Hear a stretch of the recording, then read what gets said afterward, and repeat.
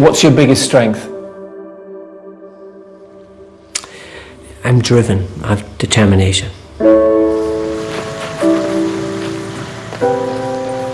It was as if he'd been sculpted to be a boxer, as if an artistic Irish druid had decided to sculpt a boxer out of stone. That was Barry McGuigan. Right uppercut, left hook, and then finally, boom! He could have been a footballer, he could have been a singer, but he chose boxing, and boxing should be very glad he did. I knew from the beginning that I could knock guys out cold. He was a wee man, but when he went into a ring, he was a giant. I didn't know how big a risk I was taking. We were in the nadir of the Troubles at that stage. Leave the fighting to McGuigan. Barry was on his way to a world title from he was a kid. Nobody will forget the night McGuigan beat Petrosian. The one and only Barry McGuigan!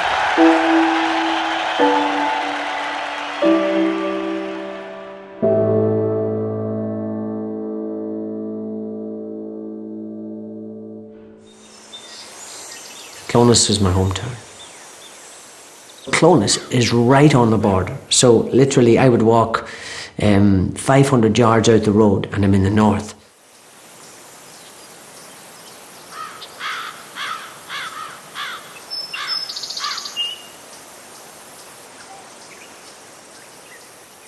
The border was Comanche country and Clones sort of would have been a deeply Republican area. IRA territory. IRA territory. Dangerous. Dangerous? Are you joking me? Because along the border there were terrible atrocities and murder on both sides, and it was shocking.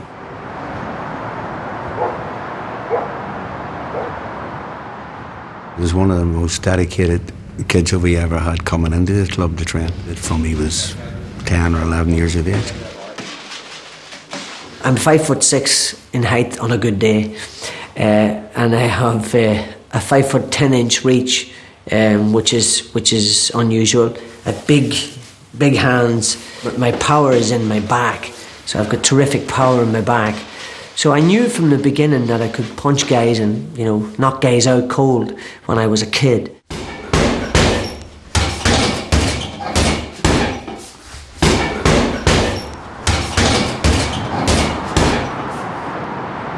This is called the Holy Family Amateur Boxing Club. It's been here for, I think, 40 odd years. This club has produced a number of Olympic medalists, international champions. I had a lot of success here. I mean, this was the start of the ladder for me. For the success to have actually happened, I had to come through these doors. The club has been formed in 42. They've been in here from 1969. And the kids were coming in from Tigers Bay, from the Shankill and from the New Lodge. So the kids always mixed here, and we have a rule in the club anyway. No political talk, no bad language, no drugs. Simply keep them rules and you're a member of the club. If you don't, you're out. When the Troubles were real bad, this was the only club would have been open then. This area was deeply, it still is, a nationalist stroke Republican area. Back in the day, this was it was a fairly intimidating place to walk into because, flags everywhere, murals on the walls, but still, this place was a sanctuary. People that were on the cusp of crime and getting involved in sectarian organisations, this club saved them. I went from juveniles straight through, almost like Amir Khan in many ways. I moved up to bantamweight and I won the Ulster Seniors, the Irish Seniors, the Irish under-19s. So it happened and accelerated very quickly.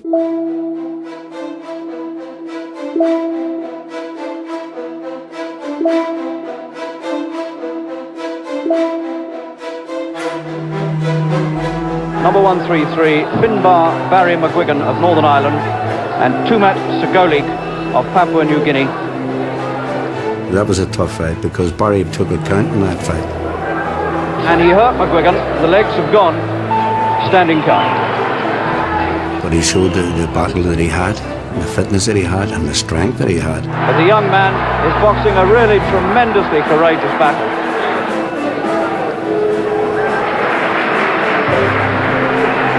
And clearly Prince Philip enjoyed that.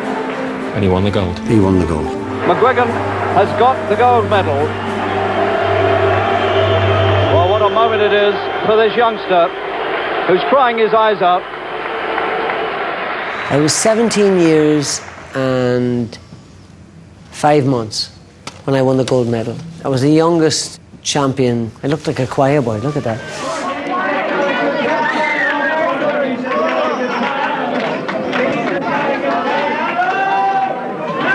Very proud indeed, Teggy. But then again, this is what we always expected. This is what we wanted. There were a few tears? Oh, there was a bit, yeah. Like, I couldn't keep them in. I was from the south, but my father's family were from the north, so I qualified that way. But actually, I shouldn't have been in the Northern Ireland team. I suppose the people from the south, they were very happy with my success, but I had represented the 6 counties, therefore Britain. Crossing borders. Yeah, crossing borders and carving out a road that hadn't been done before. Barry, you've been awarded the Sunday News Sports Personality Award for 1978. Leslie, I'm very happy to be asked to present this trophy to the boys. 3 3-minute rounds wasn't enough for me. Just wasn't enough. I was only getting going when the fight was over. I knew that the pro game would suit me. It would suit my style, it would suit my physique. You were ready to turn pro? Yeah, I was ready to turn over.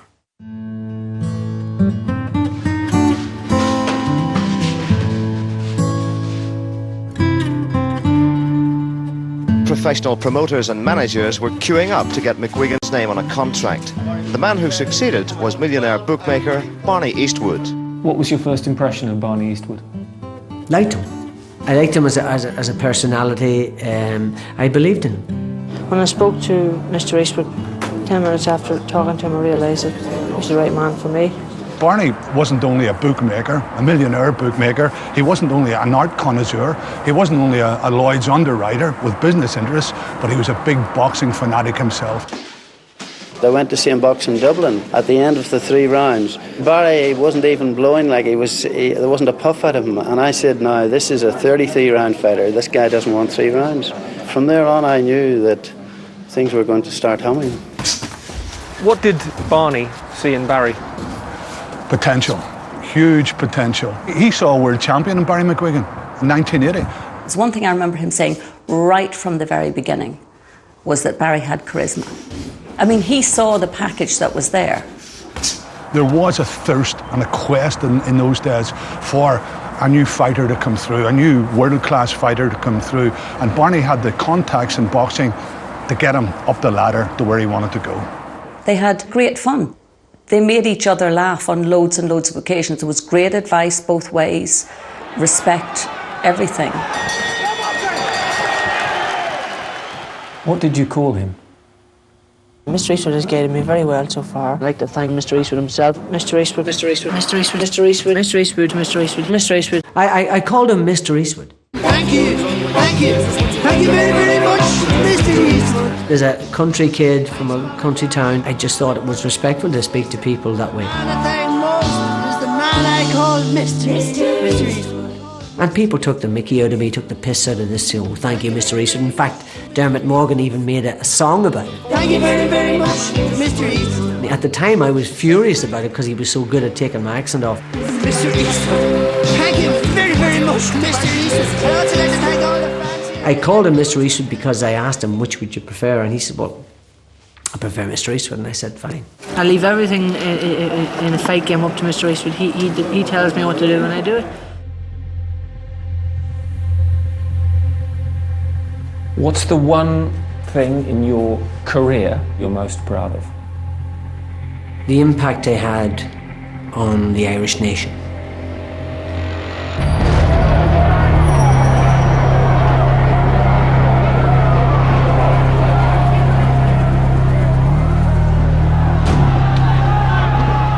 Boxing is unique in that it's a violent sport, and yet it's appreciated so much, and it's so intuitive to the Irish psyche, the Irish people. Back in troubled Belfast, As he passes the army checkpoint to his gym every day, McGuigan has been aware of the responsibility he has in this country divided by religion, politics and the border. The curbstones painted green, white and gold up the IRA, or red, white and blue up King Billy. People dying and sadness, submerged in sadness. And I just thought, I'm not going to get involved in that. He didn't care where they came from, who you were or what you were. He was only interested in boxing. There was nothing in it about politics in his blood at all. You go to one of his boxing matches, he's supported enormously. Sometimes by, of course, the most prejudiced people. I mean, quite often it's those who would go to boxing matches who would be the most Protestant or the most Catholic, the most Unionist or the most Nationalist. And Barry brings them all together, and that must be good for Northern Ireland.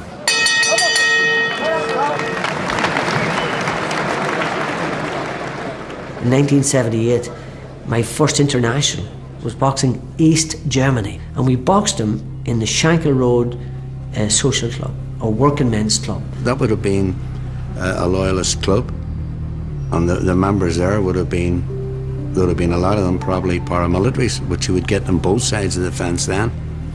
A friend of a friend took all the guns of the guys as they came through the doors. We got a special dispensation that nobody would be touched, and it was right in the middle of all the worst time in Northern Ireland history.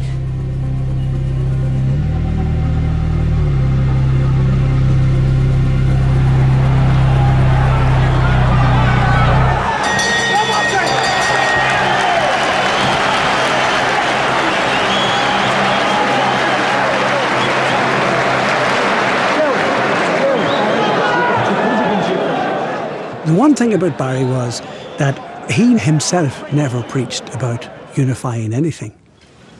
Some of his fans did, some of his advisors did, Barry didn't. Leave the fighting to McGuigan. Barry literally left the fighting to McGuigan. And there is an expression, the honest Ulsterman. He was the quintessential honest Ulsterman. He never pulled punches in the ring, and he never pulled punches with the press. Barry McGuigan is and was what you got. Half of me mates, best mates are Protestants, half of them are Catholics. I mean, it makes no difference to me. Why did both sides buy into that? I think they liked me as a person. I think they trusted me. You have to trust somebody. The truth is, they believed that what I was doing, they believed me. His wife's a Protestant, you know, so Catholics don't mind him being married to a Protestant, because really at the end of the day, it doesn't matter here, you know. Belfast boxing fans were discerning boxing fans. I put him down as a manager, Rocky Marciano. Didn't take punishment, but give it. What appealed to me most was his body punching. It was fantastic. He lifted the fella right off the ground, you know. He could box, but he could fight and he could hit. So there was a combination that made me think he'd be a world champion.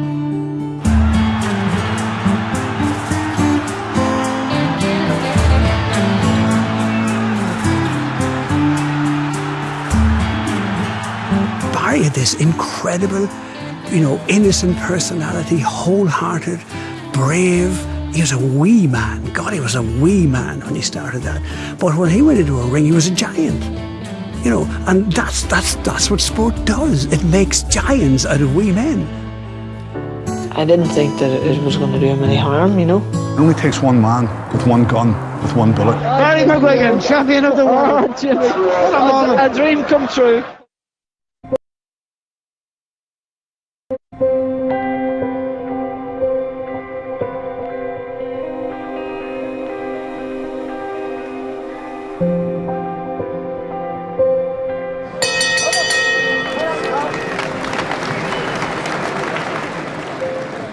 In 1982, the Grosvenor House Hotel in Park Lane. We've been in touch all through the night and I haven't slept.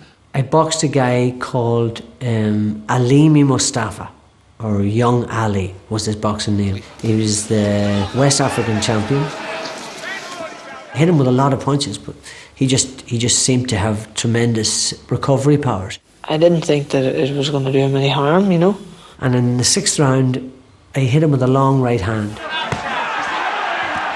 I ran to the neutral corner. He never got up. A couple of minutes go by and Barney Eastwood said to me, this kid's hurt. He never came out of the coma. Blood clot. Blood clot. It's called a subdural hematoma.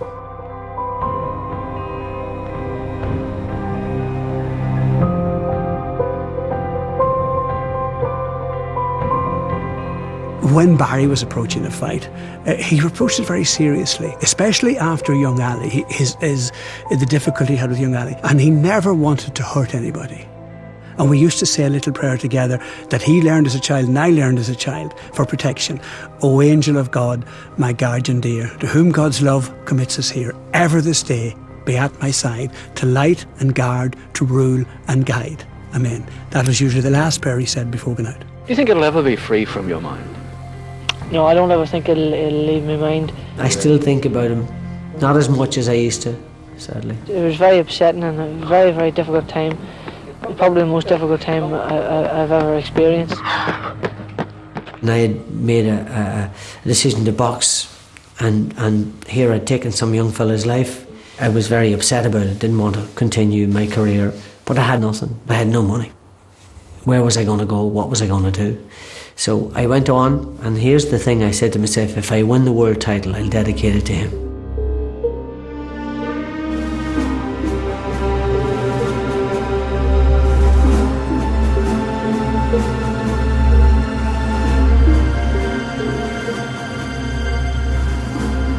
Maggie Thatcher had just signed the Anglo-Irish Agreement. The bombs were still going off. We were in the nadir of the Troubles at that stage. What sort of risk were you taking? Yeah, I was taking a considerable risk. Nobody from the South had ever boxed for the British title. I had to take out citizenship to fight for the British title. We knew this guy had the potential to be a world champion, but he couldn't be one if he didn't fight within the British boxing board of control and then the European boxing. That's the way it was. However, there were very many people in his local area who hadn't that vision. You know, people who were locked into bigotry and into the past, and they were dangerous people. There would have been the whispers in Clonus, there would have been quite a lot of hardliners there. They would have saying Barry the Brit. Oh, Barry the Brit. Barry the Brit was, they painted it on the wall. Well, sadly, Barney, I have to ask you about this threat which appeared in a Sunday newspaper. How do you, and indeed Barry, treat the rumours of a death threat? For the life of me, I don't understand why anyone would want to hurt Barry McGuigan. He brings so much joy and happiness to us all. I didn't give a what people said. I didn't care what the hardline Republicans said. I didn't care what the loyalists said. They didn't matter a damn to me. Obviously, we'll just watch ourselves, and we have to keep watching Barry. It only takes one man with one gun, with one bullet, and Barry took a big chance then. I always feared for him in that respect. I had plainclothes policemen travelling with me in the north and in the south for about a year. They issued me with a gun. I was taught how to shoot. I was taught how to use a handgun. There is no doubt in the world that there were some people who would have taken his life. Let's put it this way, there were many lives taken for less obvious betrayals, as they saw it, of the Republican movement. Sometimes I think, how did I get through this without being killed?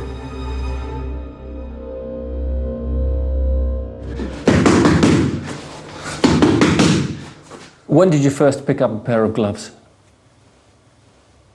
When I was about 11 years old. They were a bit worn, proper horsehair gloves, no thumb guard, no nothing, old gloves.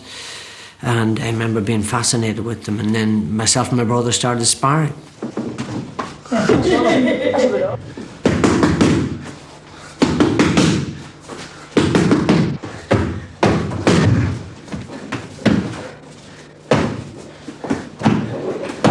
had Ring magazine, we read autobiographies, Sugar Ray Robinson and, Jake LaMotta and all of the great fighters, and Jack Johnson. And it was, we were just consumed by boxing 24 hours a day.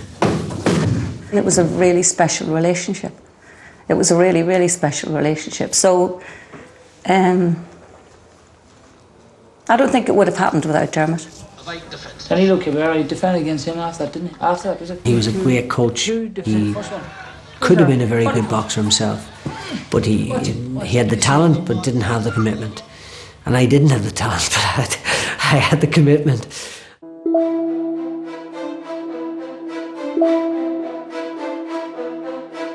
We're delighted that we have finalised the contract for Barry to fight Pedrosa for the World Championship. How good was Eusebio Pedrosa? He was a remarkable fighter. Absolutely remarkable fighter. The guy that he's fighting is a legend in his own lifetime. He's defended his world title 19 times in 7 years. I remember some of the people saying that he was an old man. Past his best. Past his best. 31, come on. For Saturday's fight, Irish travel agents are taking around 10,000 McGuigan fans to London. Wouldn't come to Belfast. The nearest they would box would be London. But we brought half of Ireland with us. An Irish army of over 13,000 have invaded London for the outdoor bout at Queen's Park Rangers soccer ground. The Shankill, the Falls, Catholics, Protestants, Republicans, Loyalists, Unionists, Nationalists. I didn't want to disappoint people. When this snowball was getting bigger and bigger and bigger, I felt an enormous pressure. I want him on the scales again. For me, there had to be a happy ending. For me, I had to win.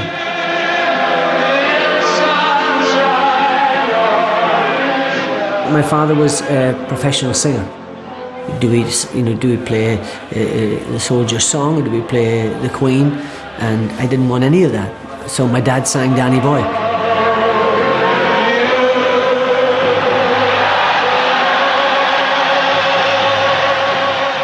I never listened to it.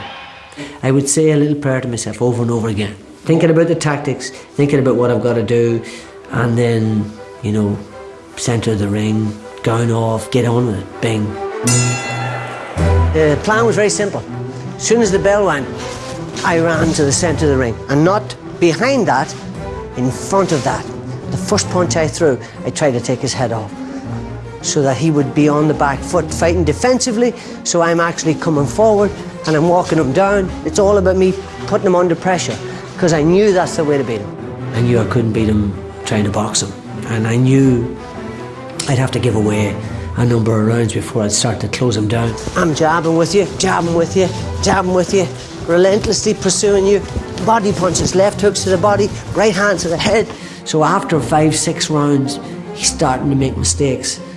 And I'm still coming on hard. I'm putting him under pressure, keeping the intensity. Always under pressure. In the 7th round, I broke through. Walking him onto a shot, right uppercut, left hook, and then finally, boom! And a big one hand! And then all hell broke loose. The champion is on the floor! I was always confident that he would win that fight. And listen, he fought some great amateurs. So the experience was put into him, and he was schooled right. It's a big plus. Jab, missing the target but hitting something. As McGuigan just forces the pace. Hurt him in the 9th. I thought the referee was going to stop it in the 13th, but then I knew I wasn't going to get rid of him. He fought like tooth and nail right to the end of the fight. These fans in QPR have no doubt he's won it. They have no doubt at all. The crowd seemed to think I definitely won it, but I wasn't convinced. It's all over! It's all over! And surely Barry McGuigan must be the champion of the world. When they then did announce that I'd won it, and it was amazing. Barry McGuigan is the new WBA world champion. I don't think you could ever surpass the world title fight. It was incredible. It was an incredible night, so it was. Barry McGuigan, champion of the world. Jimmy, a dream come true. Nothing will ever replace the volcano that was that football ground that night when he fought Pedrosa.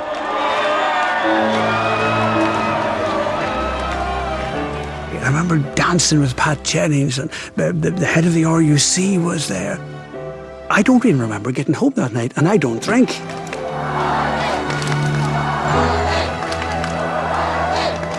It could never possibly surpass that.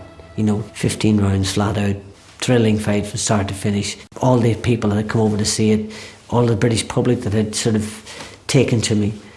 It can never mean as much. It can never mean as much again. My new snacks are world class. My life just exploded. Since he won the world title, he was a changed little boy. In many ways, that was one of my bravest performances.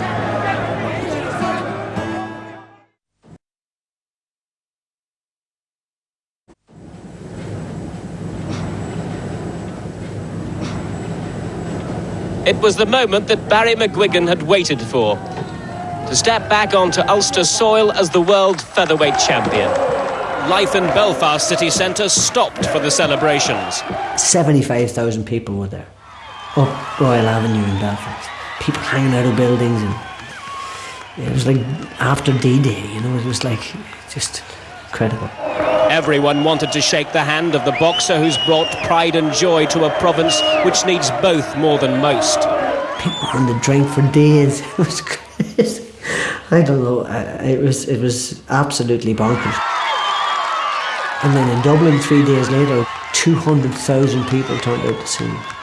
200,000 people. It took us an hour and a half to get 500 metres. So that was probably the greatest day of my life. Knowing what it meant to the Irish people.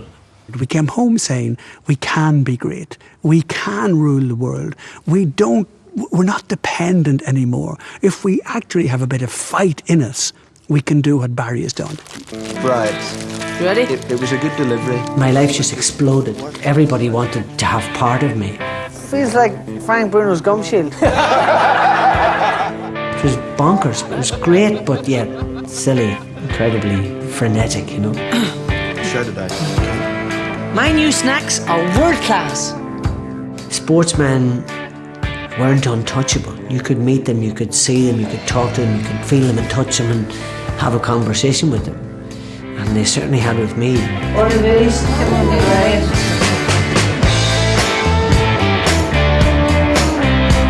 McGuigan in venomous form at the moment. Punching so hard, he's punching so often. The greatest fighting machine ever to come out of Ireland. You're a born star, in and out of the ring. You know, Barry, a guy who's not to wear a championship belt or wear boxing gloves to be a champion. You're a champion as a man. You're a champion as a human being. It didn't change me at all. It just changed my life. Jesus, it was crazy.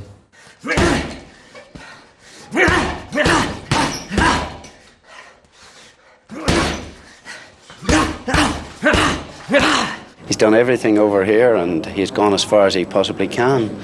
So now he must go and to Las Vegas and defend his title, which is a very, very big step because it's a different ball game entirely over there. Steve Cruz, would it be fair to say you were expected to beat him? Definitely.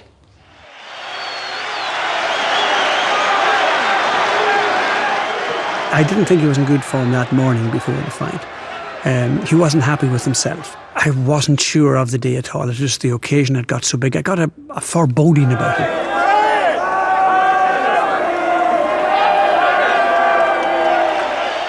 It was a car park. It was in the middle of the day. It's a desert. And the temperature is officially declared at 110 degrees. I had a plastic pen. I lifted the plastic pen to write at the beginning of the third round, and the plastic pen dissolved into a ball. It was that hot. In many ways, that was one of my bravest performances. That was one of my, you know, my best performances under the circumstances. It's the greatest fight Barry ever fought. And had it been now a 12-round fight, Barry still would have won. At 12 rounds, he was well ahead. The last 3 rounds, he just disintegrated because of the heat. With 1 round to go, all I had to do was stand on my feet. All I had to do was to keep out of trouble.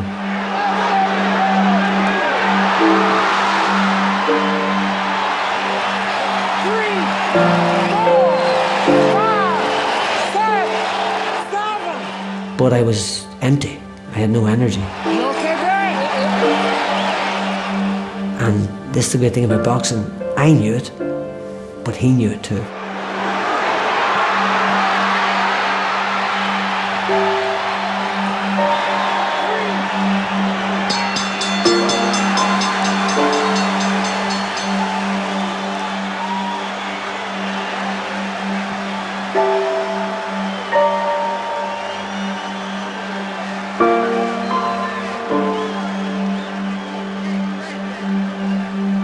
So how do you rate Barry now? I still rate him in the top. He's one of the best.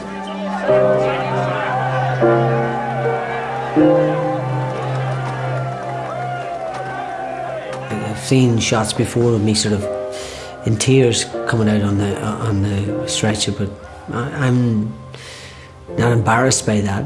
I'm proud of that. I'm proud of the fact that I fought as best I could. I fought to the last drop of energy that I had. I hope he never puts a glove in his hand again. I wished he'd done it since he fought Pedrosa. Very sorry for his wife and his kids. They're all broken-hearted because this is the first time we've ever seen Barry hurt, and that's what worries us all. I went down to him in the ambulance. The one thing he kept saying to me, I hope I'm not like Ali. I hope I'm not like Ali. Stay with me. Don't let me go. That's all he said that day. He recovered from it, but it took him a long time physically and emotionally to recover from that. He said, I fought like an old woman, and I said, no, I don't agree. I thought you fought a very good fight.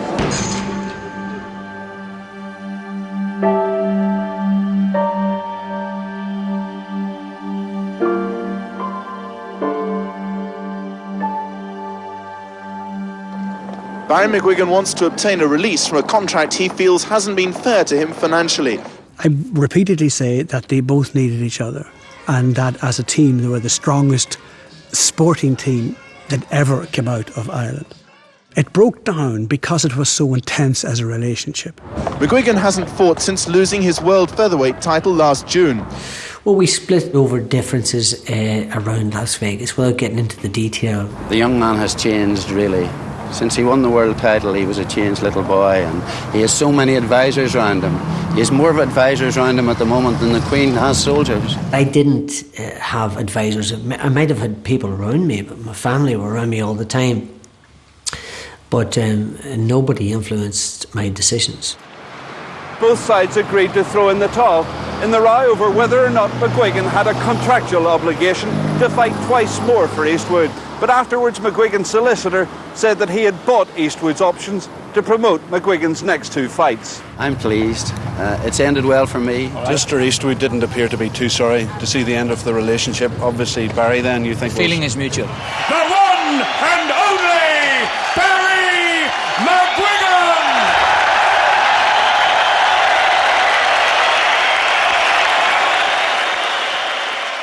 I'll expect a bit of ring rust, but I'm going to win. I didn't want to ask myself when I was 45 years old, should I have left it at that? Should I not have gone back? McGuigan is back, but he's got to do it in the ring now. I moved over to the UK. I teamed up with Frank Warren and I said, I'm gonna box again.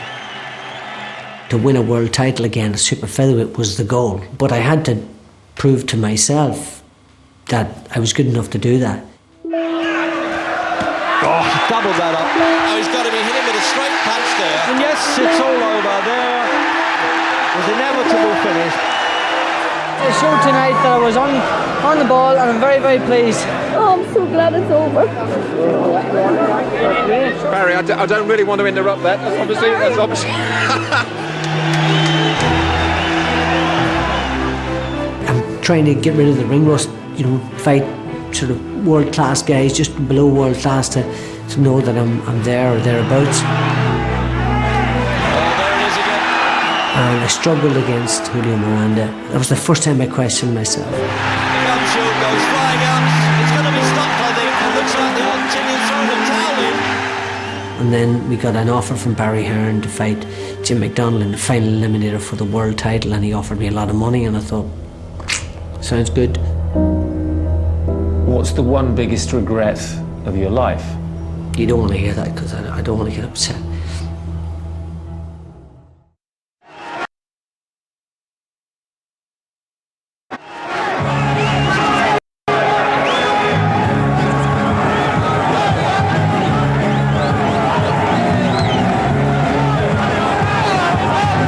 Well, I tell you, Jim, it's a hard trek to get in this ring.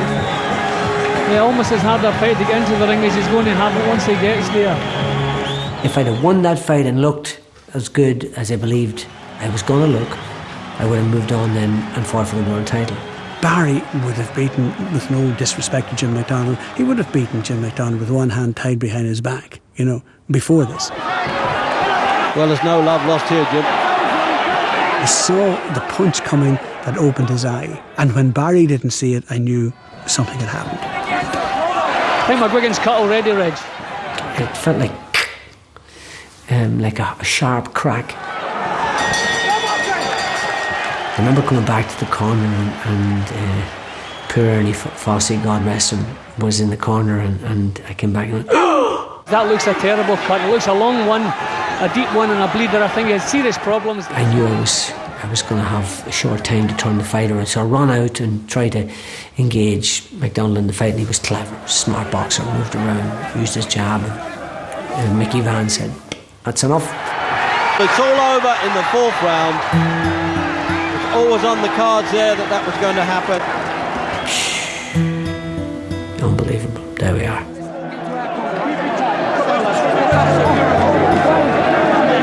What a sad end for McGuigan, and well, could that be the end, Jim?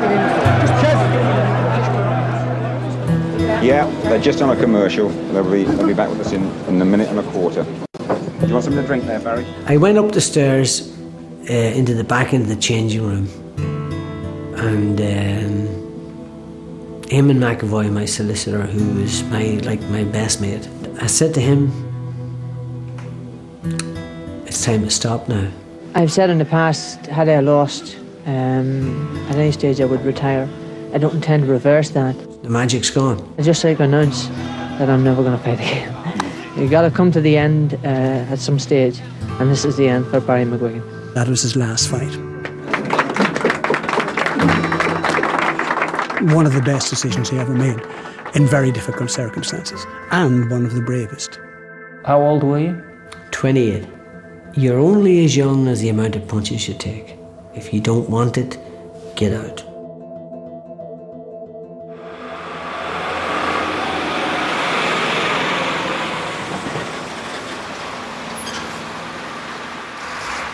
It was standing room only in the High Court this morning as the legal fight between Barry McGuigan and Barney Eastwood entered its final round. Here were two buddies who had got to that holy grail, and then there was an unholy row, and it was commercial and legal. McGuigan accused Eastwood of letting him go ahead with the title defence, knowing that he was unfit. He claimed his manager knew that he had an ankle injury and an ear infection, but the jury disagreed. He didn't like what I said, and he made me answer her. Can't believe it. We can't believe the result. We just can't believe it. Will you have to sell your house? Is this a possibility? Don't ask me questions like that. The jury decided to award Mr. Eastwood £450,000 damages. Justice has prevailed. 7 Belfast people could see the whole case right through, and they weren't to be fooled. They knew the truth from the lies. After a case like that, it would be forgivable to say, I wish I'd never met the man. Do you think that? No. I was bitter at the time, very bitter. But I liked the guy. I don't want to tell a lie. I liked him. He was good fun. I enjoyed him. He was a nice man. He was good to me, and I was certainly good to him. How long is it since you spoke to Barney then? Properly, man to man? Probably the day after the Vegas fight. That was 1986. He's an old man now. I'm an old man myself. So it is kind of sad. It's sad the way it all ended. These are two men who united Ireland, and yet they cannot be reunited. Well, I think there has been a lot of hurt. And there's been plenty of time and plenty of things that could have been done to have stopped it. But it didn't happen. That's sort of part of my career that I wish I could change, and that we could still shake each other's hand and say, how you doing?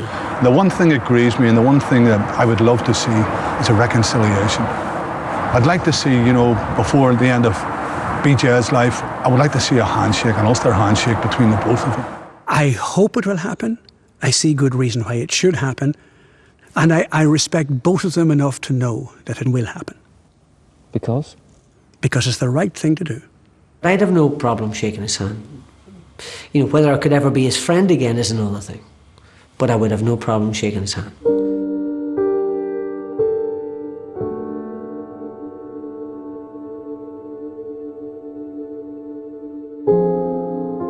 And we're not just manager and fighter, we're very good friends. He's a very well-mannered lad outside the ring and people like him, so I'm hoping that he'll go on to greater things.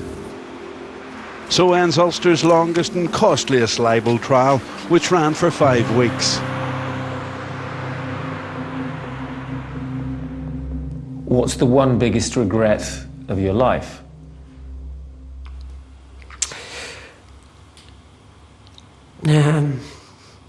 You don't want to hear that because I don't want to get upset.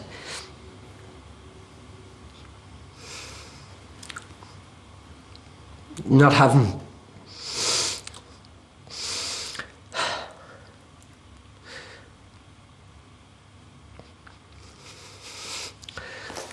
my brother. Dermot McGuigan was last seen alive here late on Wednesday afternoon at the family's former supermarket. About 8 hours later, his body was found in the building next door where he kept a flat. I'd like him to be with me now.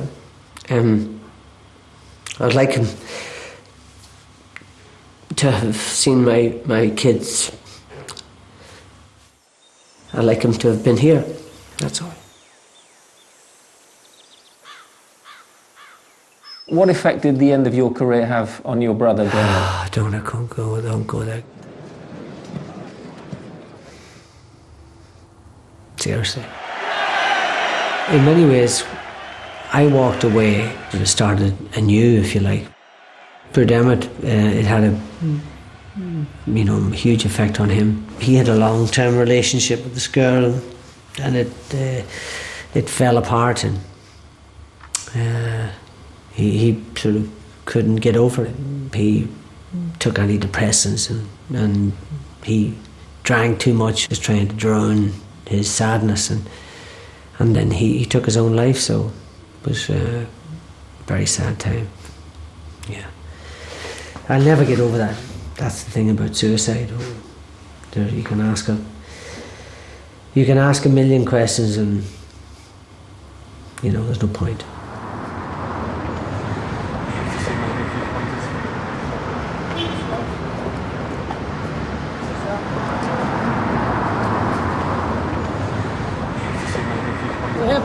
Alright, boys. How's it going, fella?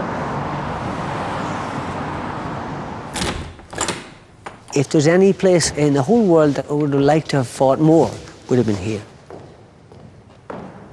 When this place is packed and those seats are all filled, it is just like a wall of sound. A wall of sound. And they hang over the balconies and you feel like they're in the ring with you. It's like they're there.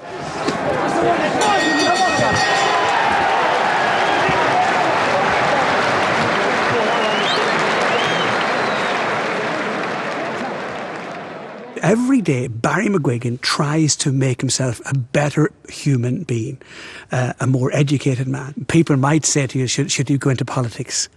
I don't think politics deserves a person like Barry McGuigan. Barry McGuigan works outside politics, and he's not imprisoned by politics. That's the story of his life.